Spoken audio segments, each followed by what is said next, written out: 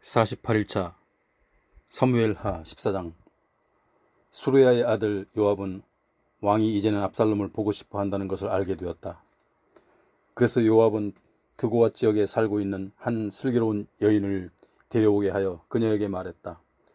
그대는 초상을 당해서 슬퍼하는 여인처럼 상복을 입으시오. 화장도 하지 말고 여러 날 동안 슬픔에 지친 사람처럼 꾸미시오. 그런 다음 왕을 찾아가서 내가 시키는 대로 그대의 억울한 사정을 호소하시오. 요압은 여인이 해야 할 말들을 여차저차 가르쳐 주었다. 드고아의 여인은 다윗 왕을 찾아가서 땅에 엎드려 절을 한 다음에 말했다.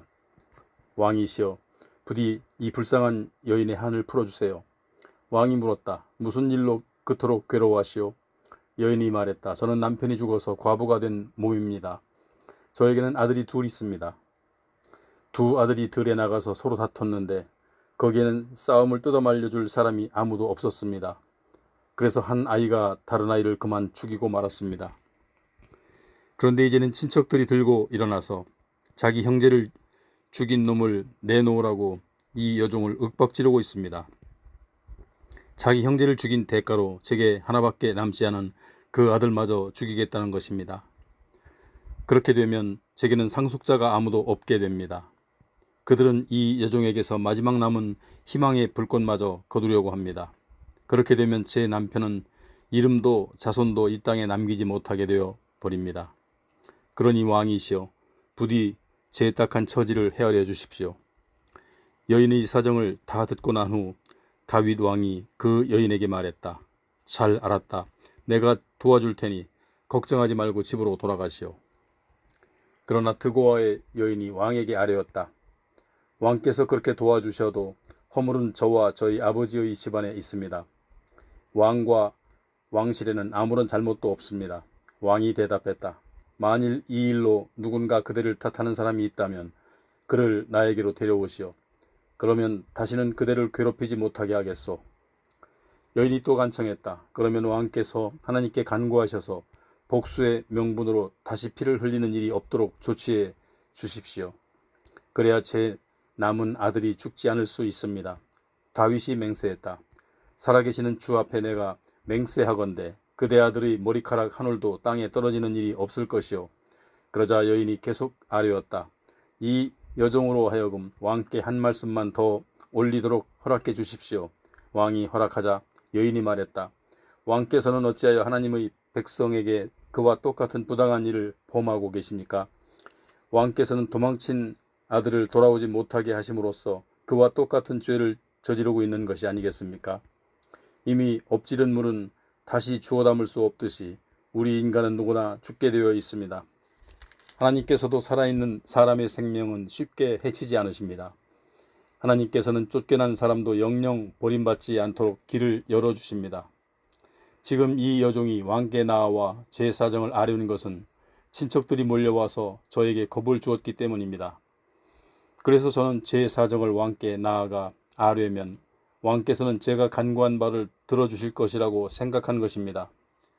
하나님께서 주신 유산을 저와 제 아들로 하여금 받지 못하게 대를 끊으려는 사람들의 손에서 이 여종을 분명히 구해주실 것이라고 생각했습니다. 저는 또 속으로 왕의 말씀은 분명 내게 큰 위안이 되어줄 것이다. 왜냐하면 나의 왕께서는 옳고 그름을 분별하시는 데 있어서 하나님의 천사와도 같으실 테니까 하고 생각했습니다. 부디 왕의 하나님께서 항상 왕과 함께 하시기를 빕니다. 마침내 왕이 여인에게 말했다. 내가 그대에게 무엇을 묻고자 하니 조금도 숨기지 말고 솔직하게 대답해 주시오. 여인이 대답했다. 왕이시여, 무엇이든 말씀하십시오. 왕이 물었다. 그대에게 이 모든 일을 시킨 것이 요압이요? 여인이 대답했다. 왕께서 살아계심을 두고 맹세하건대 왕께서 말씀하신 것에는 추호도 틀림이 없습니다. 예, 그렇습니다. 왕의 신하인 요압 장군님이 이렇게 하라고 제게 지시했습니다. 이 여종이 할 말들을 모두 제게 가르쳐 주었습니다. 왕의 신하인 요압 장군님이 지금의 어려운 형편을 바꿔보려고 이렇게 지시한 것입니다. 왕께서는 하나님의 천사처럼 지혜로우셔서 이 땅에서 일어난 일들을 환히 다 아십니다. 그러자 다윗 왕이 요압을 불러 직접 명령을 내렸다. 좋소. 그대의 청을 받아들이기로 했소. 이제 가서 내 아들 압살롬을 예루살렘으로 데려오시오. 요압이 엎드려 절을 하면서 말했다. 왕께서 이 종의 간청을 들어주시니 이 종이 왕의 총애를 입은 줄 이제야 알겠습니다. 요압은 즉시 구술로 가서 압살롬을 예루살렘으로 데려왔다. 그러나 왕이 단호하게 말했다. 압살롬을 자기 집에 데려다 두긴 하되 내 앞으로 데려오지는 말아라. 이리하여 압살롬은 다시 예루살렘에 있는 자기 집에서 살게 되었으나 다윗 왕을 만날 수는 없었다. 온 이스라엘에서 압살롬처럼 잘생긴 미남은 없었다. 누구나 그의 잘생긴 용모를 칭찬했다. 그는 머리끝에서 발끝까지 어디 한 군데 흠잡을 데가 없었다. 그의 머리카락은 숱이 많아 길어서 무거운 머리채를 해마다 연말이 되면 한 번씩 잘라내었는데 머리카락을 깎고 나서 그 무게를 달아보면 왕궁 저울로 200세겔이나 되었다. 압살롬은 아들 셋과 딸 하나를 두었는데 딸의 이름은 다말이었다. 다말은 무척 아리따운 아가씨였다. 예루살렘의 자기 집으로 돌아온 압살롬이 예루살렘 왕궁에서 부왕 다윗을 보지 못한 채 지난 지가 어느덧 2년이 흘렀다. 압살롬은 요압을 왕에게 보내보려고 그를 불렀지만 요압은 압살롬에게 오기를 거절했다. 다시 한번 사람을 보냈지만 여전히 압살롬의 요구에 응하지 않았다. 마침내 압살롬은 자기 종들에게 명령을 내렸다. 내 반 옆에 요압의 밭이 있다. 한창 보리가 익어가고 있는 그 밭에 가서 불을 질러라. 그래서 압살롬의 종들이 요압의 밭에 불을 질렀다. 그러자 그 일을 듣고 요압이 압살롬의 집으로 달려와서 따졌다. 어째서 종들을 시켜 내 보리밭에 불을 질렀습니까? 압살롬이 요압에게 말했다. 나는 누차 그대에게 사람을 보내어 내게 한번 들러달라고 요청하였소. 그대에게 왕을 찾아가서 내 말을 전해달라고 부탁하려던 참이었소. 나는 왕께 이렇게 묻게 하려고 했었소. 제가 그 술에서 예루살렘으로 돌아오게 된 이유가 무엇입니까? 차라리 그곳에 그냥 있었더라면 더 좋았겠습니다. 이제 더는 못 기다리겠습니다. 아버님을 뵙고 싶습니다. 내가 죽을 죄인이라면 차라리 왕께서 저를 죽여달라고 하더라고 그렇게 말씀해 전해 주십시오. 요압이 왕에게 나가서 압살롬의 말을 그대로 전했다. 그러자 왕은 압살롬을 궁궐로 불렀다. 압살롬이 다윗 왕 앞에 나아가 엎드려 절했다. 그러자 왕은 두 팔로 아들을 껴안고 입을 맞추었다. 15장. 그 후 압살롬은 전차와 여러 필의 말을 지닌 채 50명의 호위병을 거느리고 다녔다. 그는 아침 일찍 일어나 성문으로 가는 길목에 서 있곤 했다. 왕께 판결을 받고자 오는 사람이 그곳을 지나가면 압살롬은 이렇게 물었다. 어느 지역에서 오시는 길입니까? 그러면 그 사람은 이스라엘의 한 지파 이름을 대개 마련이었다. 그때 압살롬은 이렇게 말했다. 듣고 보니 당신이 주장하는 바가 옳소. 하지만 당신이 사정을 들어줄 만한 사람이 지금의 왕에게는 없소이다. 그런 다음 압살롬은 덧붙였다. 내가 이 나라의 재판관이 된다면 누구를 막론하고 억울한 사정을 다 풀어줄 수 있을 텐데 참으로 안타까운 노릇이요. 또 누군가 그에게 다가와 절이라도 하려면 압살롬은 손을 내밀어 그를 친근하게 일으켜 세우고 입을 맞추었다. 압살롬은 왕에게 판결을 받으러 오는 모든 이스라엘 사람을 이런 식으로 친절하게 대했다. 그는 이렇게 이스라엘 사람들의 마음을 사로잡았다. 그렇게 4년째가 끝나갈 무렵 압살롬은 다윗 왕을 찾아가 아뢰었다. 헤브론으로 내려가서 주께 서원했던 것을 이루게 해 주시기를 바랍니다. 이 종이 아람의 그술에서 살 때 저는 주께 맹세했습니다. 주께서 저를 예루살렘으로 돌아가게 해 주신다면 저는 헤브론에서 주께 제사를 드리겠습니다. 다윗 왕이 압살롬에게 말했다. 잘 다녀오너라. 이리하여 압살롬은 헤브론으로 내려갔다. 압살롬은 이스라엘의 모든 지파에게 은밀히 사람을 보내어 전갈하게 했다. 그대들은 나팔 소리를 듣거든 일제히 이렇게 외치시오. 압살롬이 헤브론에서 왕이 되었다 하고 말입니다. 압살롬은 예루살렘에서도 200명의 유력한 인물들을 거느리고 헤브론으로 갔다. 사실 그들은 아무것도 모른 채 단순한 손님으로 초대되어 따라간 것뿐이었다. 압살롬은 제사를 드리는 한편 길로에 사람을 보내어 아히도벨을 데려왔다. 다윗의 참모였던 그를 그의 고향인 길로에서 올라오게 한 것이다. 이렇게 압살롬의 반란 세력이 급속도로 커져갔고 압살롬을 따르는 자들이 점차 늘어갔다. 그 무렵 전령 한 사람이 다윗에게 와서 말했다. 이스라엘 사람들의 마음이 압살롬에게로 기울어졌습니다. 그러자 다윗은 예루살렘에 자신과 함께 있는 모든 신하들에게 말했다. 당장 여기서 빠져나가자. 그렇지 않으면 압살롬에게 붙잡혀 도망칠 길도 없을 것이고 무엇보다 이 도성이 피로 물들게 될 것이다. 신하들이 입을 모아 대답했다. 무슨 일이든 왕의 명령에 따르겠습니다. 다윗은 왕궁을 지킬 후궁 10명만 남겨둔 채 온 가족을 거느리고 예루살렘 궁전을 급히 빠져나와 피난길에 올랐다. 왕이 길을 떠나자 예루살렘 백성들도 모두 그를 따랐다. 그러다가 그들은 모두 성 외곽의 어느 지점에서 멈추어 섰다. 다윗을 따르는 신하들이 모두 다윗 왕이 옆에서 걸었다. 그렛 사람들과 블렛 사람들이 앞장서고 가드에서부터 왕을 따라 나선 가드 사람 600명도 왕 앞에서 걸었다. 왕이 가드 사람 이때에게 말했다. 그대들은 어찌하여 우리와 함께 가려고 하시오? 어서 들어와서 압살롬을 왕으로 섬기시오. 그대는 이방인으로서 고향을 떠난 처지가 아니오. 그대가 우리를 찾아온 것이 엊그제인데 이렇게 또다시 우리와 함께 방황했어야 되겠소. 더구나 나는 지금 어디로 가야 할지도 모르는 사람이요. 어서 동족들을 데리고 돌아가시오. 주께서 은혜를 베풀어 주실 것이고 진실하게 살도록 지켜주실 것이요. 그러나 이때는 왕에게 대답했다. 살아계신 주 앞에서 그리고 왕 앞에서 맹세합니다. 왕께서 가시는 곳이라면 어디든지 살든지 죽든지 이 종도 함께 따라갈 것입니다. 그러자 다윗이 이때에게 말했다. 그렇다면 앞장서 가시오. 그래서 이때도 자기의 모든 부하와 가족들을 거느리고 앞장서서 행군에 나갔다. 다윗을 따르는 신하들은 다윗 앞을 지나가면서 모두 큰 소리로 울었다. 왕이 기드론 골짜기를 건너가니 그의 신하들은 모두 광야 쪽을 향해 나아갔다. 거기에는 제사장 사독도 있었다. 그들 레위 지파의 사람들은 하나님의 언약궤를 메고 있었다. 그들은 거기에다가 하나님의 궤를 내려놓았다. 제사장 아비아달도 올라와 모든 신하들이 성을 빠져나올 때까지 기다렸다. 왕이 사독에게 말했다. 하나님의 궤를 다시 도성 안으로 모셔가시오. 주께서 나를 어여삐 여기신다면 나를 다시 도성으로 돌려보내 주셔서 이 궤와 주께서 계시는 곳을 다시 보게 하실 것이요. 그러나 주께서 나를 기쁘게 여기시지 않는다면 나는 기다릴 것이요. 그분이 바라시는 대로 하시도록 모든 것을 맡기고 다만 기다릴 것이요. 왕은 제사장 사독에게 이런 말도 했다. 그대는 선견자가 아니요. 그러니 도성으로 편히 들어가도록 하시오. 그대의 아들 아히마아스와 더불어 제사장 아비아달의 아들 요나단도 함께 데리고 가시오. 제사장 아비아달과 함께 가도록 하시오. 각자의 아들을 데리고 예루살렘으로 돌아가시오. 그대들이 소식을 전해줄 때까지 나는 광야의 이 나루터에서 기다리고 있겠소. 그래서 제사장 사독과 아비아달은 하나님의 궤를 다시 예루살렘에 모셔다 놓고 그곳에 머물렀다. 다윗은 올리브산 언덕으로 올라갔다. 올라가면서 다윗은 머리를 가린 채 맨발로 계속 울면서 갔다. 다윗을 따르는 신하들도 모두 머리를 가린 채 울면서 올라갔다. 그때 누군가가 다윗에게 소식을 전했다. 아히도벨이 압살롬 편에 서서 반역에 가담했습니다. 다윗은 기도를 올렸다. 주여, 이제부터는 아히도벨의 모략을 어리석은 것이 되게 해주소서.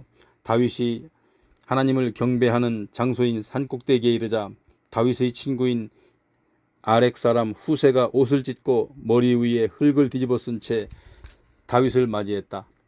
다윗이 후세에게 말했다. 그대가 나와 함께 간다면 그대는 나에게 짐만 될 뿐이요. 그러므로 그대는 이제 도성으로 돌아가 압살롬에게 이렇게 말하시오. 왕이시여, 이제부터 저는 왕의 종이 되겠습니다. 전에는 부왕 다윗을 섬기던 참모였으나 이제부터는 왕을 섬기겠습니다. 그런 다음 아히도벨의 계획을 꺾음으로써 나를 돕도록 하시오. 예루살렘 도성으로 들어가면 제사장 사독과 아비아달이 그대와 함께하게 될 것이요. 무슨 말을 듣든 그 말을 언제나 두 제사장에게 전해주시오. 그들은 두 아들과 함께 있어. 사독의 아들 아히마아스와 아비아달의 아들 요나단이 그들과 함께 있어. 그러니 무슨 말을 듣든지 그들을 보내 나에게 소식을 전해주시오. 이리하여 다윗의 친구 후세는 예루살렘으로 들어갔다. 압살롬이 예루살렘에 들어선 것과 거의 같은 시각이었다. 16장. 다윗이 산에서 내려가기 시작한 지 얼마 지나지 않아 무비보셋의 종이었던 시바가 나와서 왕을 기다리고 있었다. 그는 나귀 2마리에 안장을 얹고 빵 200덩이와 건포도 100봉지, 무화과로 만든 과자 100봉지, 포도주 한 가죽부대를 싣고 나왔다. 왕이 시바에게 물었다. 그대는 어찌하여 이런 것들을 가져왔느냐? 시바가 대답했다. 나귀 2마리는 왕의 가족이 타고 가시라고 가져왔고 빵과 건포도와 과일은 왕의 신하들이 먹고 포도주는 광야를 지나는 동안에 지친 사람이 있으면 마시라고 제가 정성껏 준비한 것입니다. 그러자 왕이 물었다. 그런데 내 주인인 손자 모비보셋은 어디에 있느냐? 시바가 대답했다. 그분은 지금 예루살렘에서 마치 자기 세상이 온 듯 좋아하고 있습니다. 이스라엘 백성이 자기 할아버지 사울의 왕국을 자신에게 되돌려 줄 것이라고 믿고 있습니다. 그러자 왕이 시바에게 말했다. 이제부터 무비보셋에게 속한 것들은 모두 내 것이다. 그러자 시바가 다윗 앞에 엎드려 절을 하면서 말했다. 나의 주 왕께서 앞으로도 언제나 이렇게 은총 베풀어 주시길 원합니다. 다윗 왕이 바후림 마을에 이르자 어떤 사람이 달려 나오며 왕에게 욕을 퍼붓기 시작했다. 그는 사울 집안의 먼 친척인 게라의 아들 시므이였다. 다윗 왕이 좌우에 호위병들과 군사들이 많음에도 불구하고 그는 다윗과 신하들에게 심한 욕설과 함께 돌팔매질까지 했다. 시므이는 저주를 퍼부었다. 꺼져 꺼져 이 피비린내 나는 살인자야. 내가 사울 집안의 사람들에게 흘린 피를 이렇게 주께서 갚아주시는 것이다. 그래서 내가 차지한 나라에서 피를 흘리는 것이다. 주께서는 이 나라를 내 아들인 압살롬에게 넘겨주셨다. 네가 피를 많이 흘렸으니 너는 이제 폭삭 망하게 된 거다. 그러자 수리아의 아들 아비새가 왕에게 아뢰었다. 저런 죽은 개만도 못한 놈이 우리 왕을 저주하는데 그냥 내버려 두어서야 되겠습니까? 명령하시면 제가 당장 가서 그놈의 목을 잘라버리겠습니다. 그러자 다윗이 대답했다.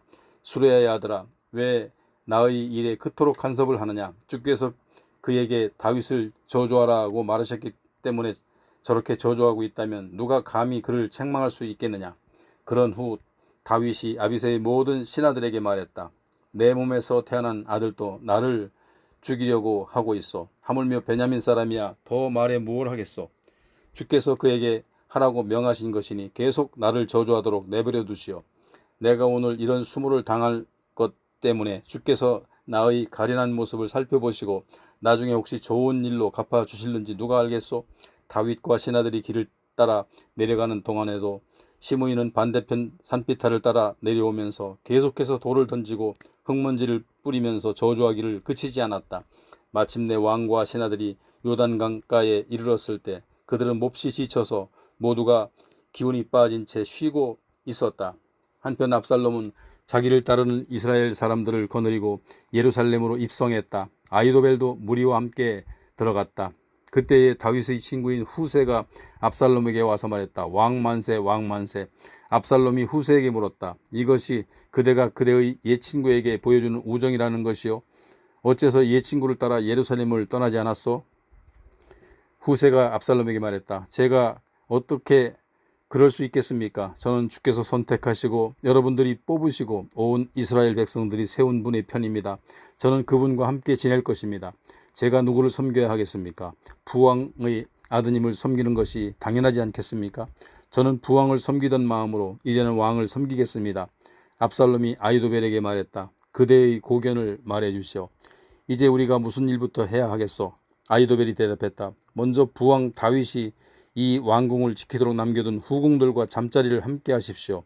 왕께서 부왕의 노염을 살만한 일을 한 것은 온 이스라엘 백성이 다 알게 되면 왕을 따르는 세력이 더욱 강화될 것입니다. 그리하여 압살롬의 잠자리를 위한 장막이 궁궐 옥상에 세워졌고 거기에 압살롬은 온 백성이 보는 앞에서 부왕 다윗의 후궁들을 데리고 들어가 동침을 했다.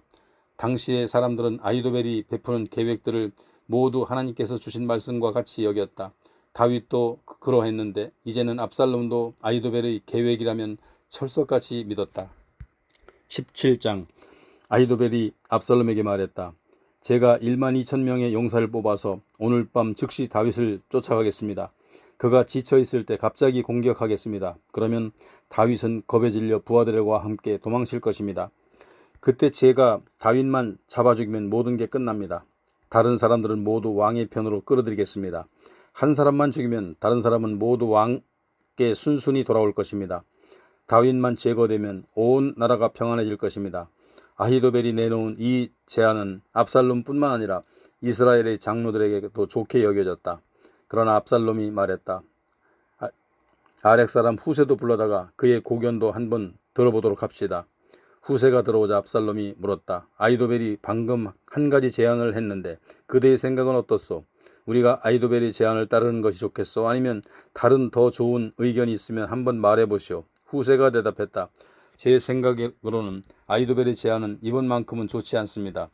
왕의 부친과 그를 따르는 사람들이 어떤 자들인지 왕께서 더 잘 아실 것입니다. 그 사람들은 모두 용사들로서 마치 새끼를 빼앗긴 야생곰처럼 무섭게 화가 나 있습니다. 더욱이 왕의 부친은 경험이 풍부한 노련한 군인이어서 기습에 대비하여 밤에는 군사들과 함께 진영에서 잠도 자지 않습니다. 그는 지금쯤 동굴이나 다른 은밀한 곳에 숨어 있을 것입니다. 만일 왕의 군사들이 일부라도 먼저 공격을 받고 쓰러진다면 압살롬의 군대가 패했다라는 소문이 삽시간에 퍼지게 될 것입니다. 그러면 사자처럼 용맹스러운 군사들도 겁에 질려버릴 것입니다. 왕의 부친인 용사요 또한 그의 부하들도 용감한 군인들이라는 것은 온 이스라엘이 다 압니다. 그러므로 저의 의견은 이렇습니다. 먼저 북쪽의 단에서부터 남쪽 브엘세바에 이르기까지 온 이스라엘에서 군사들을 불러 모으십시오. 그런 후에 해변의 모래알처럼 많은 군대를 이끌고 왕께서 친히 싸우러 나가십시오. 다윗이 있는 곳이면 어디든지 공격하여 온 대지에 내리는 아침 이슬처럼 그를 덮쳐버리는 것입니다. 그러면 다윗은 물론이고 그의 부하들 중에서도 살아남을 사람이 아무도 없을 것입니다. 혹시 다윗이 어떤 성읍으로 들어가 숨으면 이스라엘 사람들이 모두 밧줄을 가져다가 그 성을 동요맨 후 끌어서 골짜기에 내동댕이 쳐버리는 것입니다. 그러면 성읍이 서 있던 그곳에는 돌멩이 하나도 남지 않게 될 것입니다.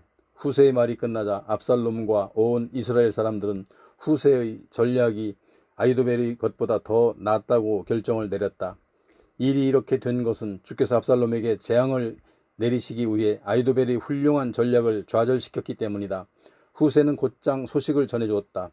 제사장 사독과 아비아달에게 아히도벨이 압살롬과 이스라엘의 장로들에게 제안한 내용을 설명한 후 자신은 이런저런 내용의 제안을 했노라고 말해주었다. 그런 다음 후세는 이렇게 말했다. 어서 다윗에게 사람을 보내어 지체하지 말고 오늘 밤에 즉시 요단강을 건너가라고 전하십시오. 그러지 않으면 왕과 부하들이 모두 죽고 말 것이요.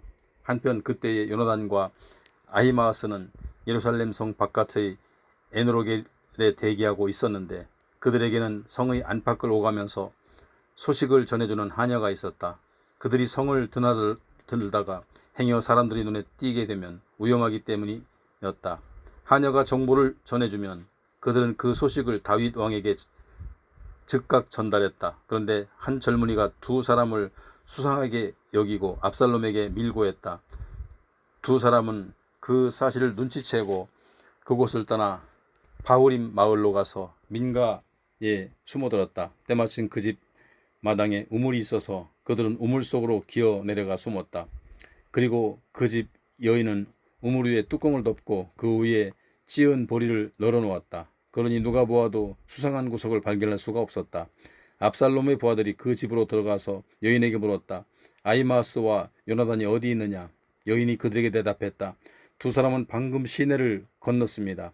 그들은 즉시 시내 쪽으로 뒤쫓아갔다. 하지만 아무도 찾지 못하자 그냥 예루살렘으로 돌아갔다. 압살롬의 부하들이 사라지자 두 사람은 우물에서 나와서 다윗에게 달려가 소식을 전했다. 지금 즉시 요단강을 건너야 합니다. 아히도벨이 오늘 밤 안으로 기습해야 된다고 압살롬에게 조언했습니다. 다윗은 즉시 일어나 부하들과 함께 강을 건넜다. 그래서 날이 셀 무렵에는 한 사람도 빠짐없이 다 요단강을 건너서 이쪽 편에는 아무도 남지 않게 되었다. 아히도벨은 자기의 계략이 채택되지 않자 나귀의 안장을 얹어 타고 고향으로 돌아갔다. 그런 후 집안일을 정리하고 스스로 목을 메어 죽었다. 그는 죽어서 자기 아버지 무덤에 묻혔다. 이후 압살롬이 이스라엘의 온 군대를 거느리고 요단강을 건넜을 때 다윗은 이미 마하나임에 도달해 있었다. 압살롬은 아드라의 아들 아마사를 온 이스라엘 군대의 총사령관으로 세웠다. 이드라는 나하스의 딸 아비갈과 결혼하여 아마사를 낳았는데 아비갈은 요압의 어머니인 수리아의 여동생이었다.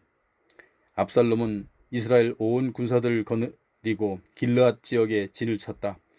다윗이 마하나임에 도착하자 암몬 사람들의 도성 라빠에서는 나하스의 아들 소비가 찾아왔고 로데발에서는 암미엘의 아들 마길이 찾아왔다.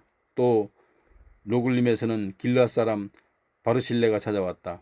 그들은 담요와 접시와 냄비를 비롯하여 밀과 보리, 밀가루와 볶은 곡식, 콩과 팥, 꿀과 버터, 양고기와 치즈 등을 대량으로 가지고 왔다. 피난길에 오른 다윗과 그의 부하들이 광야에서 굶주리며 목마르며 지쳐 있을 것이라고 생각했기 때문이다. 18장. 다윗은 자기를 따라온 군사들을 점검하면서 천부장들과 백부장들을 임명했다. 다윗은 자신의 부대를 크게 셋으로 나눈 후 첫째 부대는 요압에게, 둘째 부대는 수루야의 아들이요 요압의 아우인 아비새에게, 셋째 부대는 가드 사람 이때에게 각각 맡겼다. 그런 다음에 부대를 향해 다윗이 말했다. 이번 싸움에는 내가 몸소 여러분과 함께 출전하겠소. 그러자 모든 사람들이 외쳤다. 안 됩니다. 그러시면 절대 안 됩니다.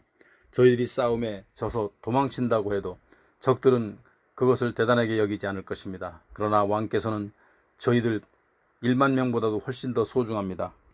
그러므로 왕께서는 성 안에 계시면서 저희를 지원하시는 것이 훨씬 낫습니다. 그러자 다윗이 대답했다. 정 그러하다면 여러분의 뜻에 따르도록 하겠소. 그러면서 다윗이 성문 곁에 서자 모든 군사들이 100명 혹은 1000명 단위로 행군에 나아갔다. 그때 다윗은 군대를 지휘하는 요압과 아비새와 이때에게 특별히 명령했다. 그대들은 나를 모아서라도 어린 압살롬을 너그럽게 대해 주시오. 이처럼 왕이 압살롬에게 대해 지휘관들에게 특별히 당부하는 말을 다윗의 군사들이 모두 들었다. 다윗의 군대가 마침내 이스라엘 군대를 향해 나아가니 에브라임 숲에서 치열한 전투가 시작되었다. 거기에서 다윗의 군사들이 이스라엘 군사들을 크게 무찔렀다. 그날에 이스라엘 군사들 중 전사자가 2만 명에 이르렀다. 싸움이 숲속 전체로 번져나가면서 칼에 찔려서 죽은 자들보다 숲속에서 늪과 구렁 등에 빠져 목숨을 잃은 자들이 더 많았다. 그때 압살롬이 다윗의 부하들과 마주치게 되었다. 압살롬은 노새를 타고 달려가고 있었는데 그의 노새가 상수리나무 아래로 지날 때 나뭇가지에 압살롬의 긴 머리채가 휘감기고 말았다. 그래서 압살롬은 나뭇가지에 매달려 있었고 노새는 혼자서 계속 달려나갔다. 다윗의 군사들 중 한 명이 즉시 군사령관 요압에게 보고했다. 압살롬이 지금 상수리나무에 매달려 있습니다. 그러자 요압이 그 군인에게 외쳤다. 뭐라고? 네가 압살롬을 보았다고? 그러면 왜 그를 즉시 쳐 죽이지 않았느냐? 그랬더라면 내가 너에게 은 10세겔과 용사의 띠를 주었을 것이다. 그 군인이 말했다. 은 1000세겔을 달아서 제 손에 쥐어주신다고 해도 저는 감히 왕의 아들에게 손을 댈 수 없었을 것입니다. 우리 모두가 똑똑히 듣는 가운데 왕께서는 장군님과 아비새와 이때에게 나를 봐서라도 어린 압살롬을 살려달라 하고 특별히 부탁하지 않으셨습니까? 만일 제가 압살롬을 죽이는 일을 저질렀다면 왕 앞에서는 어떤 일도 숨길 수가 없으니 분명 제 목숨이 위태로워졌을 것이고 그러면 장군님께서도 저를 모르는 채 하셨을 것입니다. 요압이 말했다. 너하고 이렇게 꾸물거릴 시간이 없다. 그러면서 요압은 단창 세 자루를 손에 들고 달려가서 아직도 상수리나무에 매달려 있는 압살롬의 심장에 꽂았다. 그러자 요압의 무기를 들고 다니던 젊은 군사 10명이 곧장 뒤따라가 압살롬을 둘러싼 채 그를 쳐서 죽였다. 그런 다음 요압이 나팔을 불어 전투를 그치라고 신호를 보내자 이스라엘 군사들은 뒤쫓던 다윗의 군대는 모두 추격을 멈추었다. 요압의 군사들은 압살롬의 시체를 들어다가 숲속의 큰 구덩이에 던져놓고 그 위에 커다란 돌무더기를 쌓았다. 압살롬을 생전에 왕의 골짜기에 자기 기념비를 미리 세워두었다. 자기 이름을 기억해줄 아들이 아무도 없음을 탄식하다가 스스로 기념비를 세운 것이다. 그가 자기 이름을 따서 세운 그 기념비는 오늘날까지 압살롬의 기념비라고 불린다. 대제사장 사독의 아들 아히마스가 군사령관 요압에게 말했다. 제가 당장 왕께로 달려가서 주께서 원수들의 손에서 왕을 구원해 주셨습니다 하고 소식을 전하겠습니다. 그러자 요압이 그에게 말했다.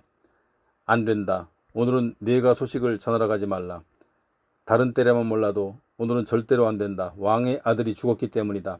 요압은 어떤 구스 사람을 불러 말했다. 네가 가도록 하라. 가서 다윗과 함께 네가 본대로 말씀을 드려라. 그 구스 사람은 요압에게 엎드려 절을 하고 즉시 달려갔다. 그러자 사독의 아들 아히마아스가 요압에게 말했다. 무슨 일을 당해도 좋으니 저 구스 사람을 뒤따라가게 허락해 주십시오. 그러나 요압은 여전히 그를 말렸다. 아히마아스야, 왜 그렇게 나서고 싶어 하느냐? 이번 일은 아무리 잘 전한다 해도 어떤 보상도 돌아올 것이 없다.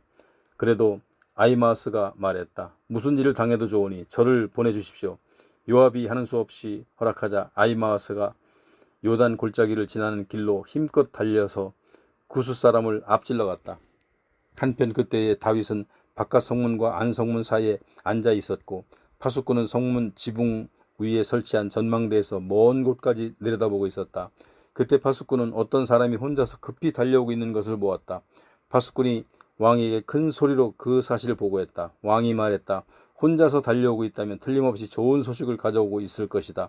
그 사람은 점점 더 성문을 향해 가까이 다가오고 있었다.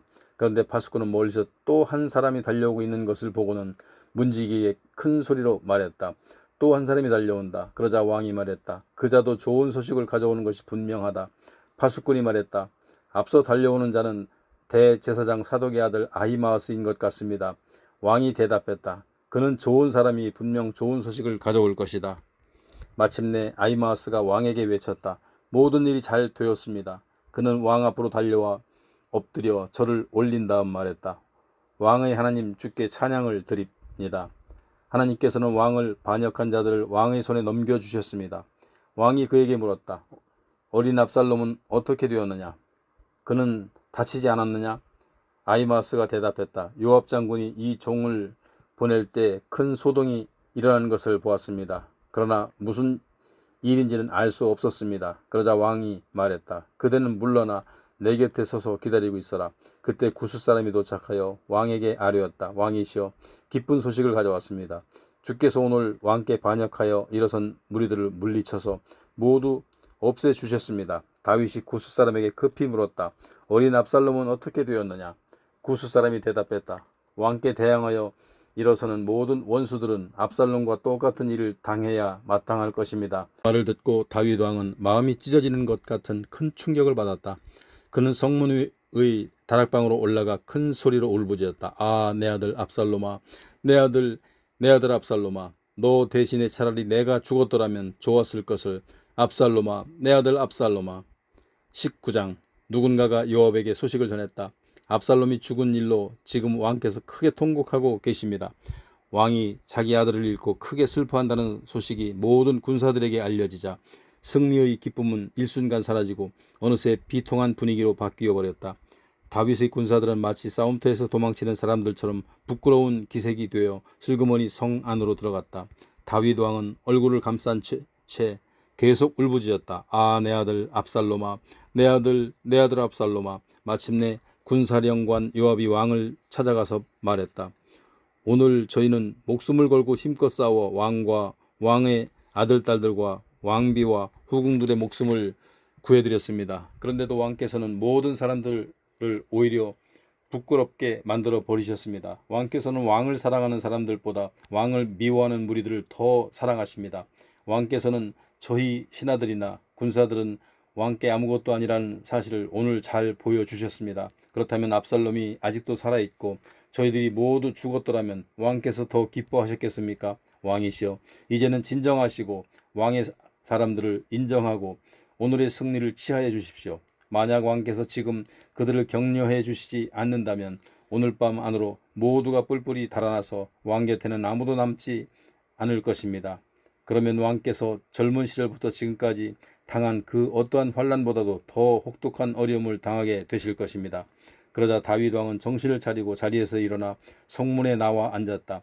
왕께서 성문에 나와 앉아 계신다는 소식이 신하들에게 전해지자 모두가 왕 앞으로 나왔다. 그 사이에 이스라엘 군사들은 저마다 자기 집으로 도망쳐 들어갔다. 이스라엘 지파들 사이에서 의견이 분분했다. 적들이 손에서 우리를 구해준 것이 다윗 왕이시다. 우리를 블레셋 사람들에게서 건져준 것도 다윗 왕이시다. 하지만 압살롬 때문에 그분께서 이 나라에서 떠나갔던 것이다. 그러나 우리가 왕으로 세운 압살롬을 전쟁터에서 이미 죽었다. 이런 판국에 우리가 다윗 왕을 다시 모셔오지 않을 이유가 무엇이냐? 온 이스라엘 사람들이 하는 말이 다윗 왕에게 전달되었다. 그러자 다윗 왕은 제사장인 사독과 아비아달에게 사람을 보내어 전하게 했다. 유다의 장로들을 불러 모아 내 말을 전하시오. 이스라엘 전역에서 왕을 다시 모셔오자는 소리가 들리는데 어찌하여 그대들은 왕을 다시 모실 생각을 하지 않는 것이오? 그대들은 나의 동포요 나의 살과 피라오. 그런데 왜 왕을 예루살렘 왕궁으로 들어오게 하는 일에 꼴찌가 되려고 하는 것이오? 압살롬 군대의 총사령관인 아마샤에게는 이렇게 전하시오. 장군은 나와 혈육이 아니오. 이제부터 나는 요압 대신에 장군을 총사령관으로 삼겠소. 그렇게 하지 않는다면 하나님께서 나에게 벌을 내리실 것이요. 이로써 다윗은 유다 사람들의 마음을 마치 한 사람의 마음처럼 사로잡았다. 그들은 왕에게 전가를 보내왔다. 왕께서는 부하들을 모두 거느리고 다시 예루살렘 왕궁으로 들어오소서. 다윗은 모든 신하들과 함께 즉시 길을 떠나 요단 강가에 이르렀다. 그러자 유다 사람들이 왕을 맞이하여 요단강을 건너게 해드리려고 길갈에 와서 기다리고 있었다. 베냐민 집파 사람인 게라의 아들 시므이도 왕을 맞이하려고 바후림 마을에서 내려와 있었다. 베냐민 사람 1,000명이 시므이와 함께 와 있었고 사울 집안의 청직이었던 시바도 나와 있었다. 시바는 아들 15명과 종 20명을 데리고 있었다. 그들은 요단강을 건너가 왕을 기다리고 있다가 맞이했다. 그들은 왕의 가족을 건네주고 그들의 시중을 들어주려고 앞서 요단강을 건넜다. 게라의 아들 시므이도 요단강을 건너 다윗 왕 앞에 나아가 엎드려 절을 하면서 말했다. 나의 주 왕이시여, 이 종의 허물을 마음에 담아두지 말아 주십시오. 왕께서 예루살렘을 떠나시던 날 종이 저지른 잘못을 기억하지 마시고 왕의 마음에서 몰아내어 주소서. 그날 이 종은 큰 죄를 지었습니다. 제가 잘 알고 있습니다. 그렇기 때문에 오늘 제가 요셉 지파의 모든 사람들 가운데 가장 먼저 왕을 맞으러 나왔습니다. 이때 수르야의 아들 아비새가 끼어들었다. 왕이시여, 시므이는 죽어야 마땅합니다. 그자는 주께서 기름 부어 세우신 왕을 저주했습니다. 다윗이 대답했다. 수르야의 아들들아, 너희는 내 일에 간섭하고 나서느냐? 너희가 왜 나의 대적이 되려고 하느냐? 내가 오늘에야 비로소 온 이스라엘의 왕이 되었는데 오늘 같은 날에 이스라엘에서 사람을 죽게 해서야 되겠느냐? 그런 후 다윗이 시므이에게 말했다. 그대는 처형당하지 않을 것이요. 그러면서 왕은 맹세까지 했다. 그때 사울의 손자 무비보셋도 다윗 왕을 맞으러 요단강을 건너왔다. 그는 다윗이 예루살렘을 떠날 때부터 다시 돌아올 그날까지 발도 씻지 않고 수염도 깎지 않고 의복도 빨아입지 않았다. 그가 예루살렘에서 왕을 맞으러 나오자 왕이 물었다. 무비보셋이여, 그대는 왜 나와 함께 예루살렘을 떠나지 않았소? 그가 대답했다. 나의 주 왕이시여, 이 종은 다리를 절기 때문에 나귀를 타고 왕을 따라가려고 제 나귀의 안장을 얹으라고 말했지만 나의 종 시바가 저를 속이고 배신했습니다. 또한 그자는 이 종에 대해 왕께 모함까지 했습니다. 왕께서는 하나님의 천사와 같은 분이시니 왕께서 좋게 여기시는 대로 제게 처분하십시오. 제 아버지의 온 집안 사람들은 왕 앞에서 죽어 마땅한데도 왕께서는 이 종을 왕의 식탁에서 함께 먹을 수 있도록 허락해 주셨습니다. 이제 제게 또 무슨 염치가 남아 있어서 왕께 은총을 베풀어 달라고 말할 수 있겠습니까? 왕이 무비보셋에게 말했다. 왜 그 이야기를 또 하시오? 알겠소. 이제 내가 명령하니 그대는 그대의 종 시바와 반절씩 밭을 나누어 가지도록 하시오. 그러자 무비보셋이 왕에게 아뢰었다. 그가 모두 차지하게 하십시오. 왕께서 이처럼 다시 안전하게 돌아오셨으니 저는 더 이상 바랄 것이 없습니다. 그때의 길라 사람 바르실레도 다윗 왕을 안전하게 요단강까지 건너게 하려고 로굴림에서 내려와 있었다. 그는 80세로 나이 많은 노인이었다. 그는 아주 부유한 사람이었기 때문에 다윗이 마하나임에 머물러 있는 동안 왕에게 계속 음식을 공급했었다. 왕이 바르실레에게 말했다. 나와 함께 요단강을 건너가십시다. 그리고 예루살렘에서 나와 함께 사시지요. 이제는 내가 잘 대접하겠습니다. 그러나 바르실레는 이렇게 대답했다. 제가 얼마나 더 살겠다고 왕과 함께 예루살렘으로 가겠습니까? 저는 이제 나이가 80세입니다. 이 나이에 무엇이 좋고 무엇이 나쁜지를 제대로 분간할 수 있겠습니까? 아무리 좋은 것을 먹고 또 마신들 그 맛을 제가 어찌 알겠습니까?